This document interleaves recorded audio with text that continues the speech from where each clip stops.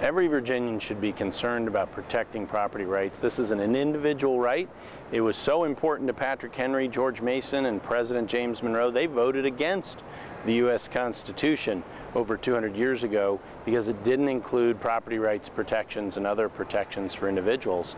And when I say individuals, I mean homeowners, I mean small business owners, I mean individual farmers.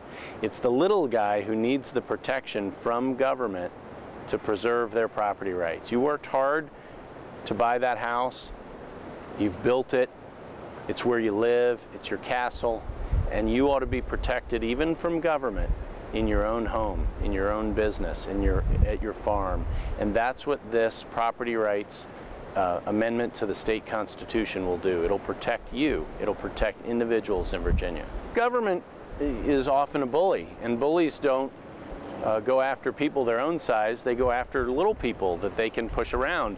When was the last time you saw Walmart trying to defend their property rights? You never see that because they're quite capable of doing it. It's when they come after a few homeowners, it's when they come after one farmer or one business owner. And this has happened in Virginia for 50 years. And this constitutional amendment, if the voters vote for it and pass it, will help protect individual Virginians in their own homes, in their businesses, and on their farms. And we need to do that here in Virginia.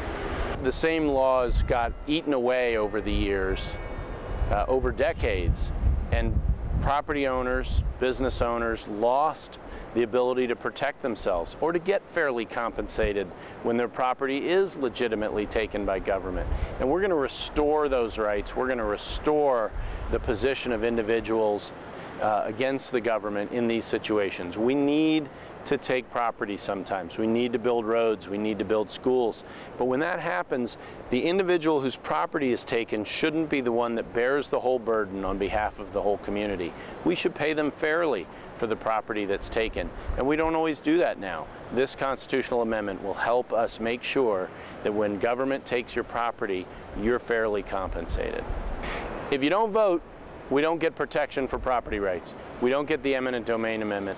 Only the citizens can amend the state constitution, and the only place they can do it is at the ballot box. So make sure you vote, and vote to amend the eminent domain provisions of our state constitution.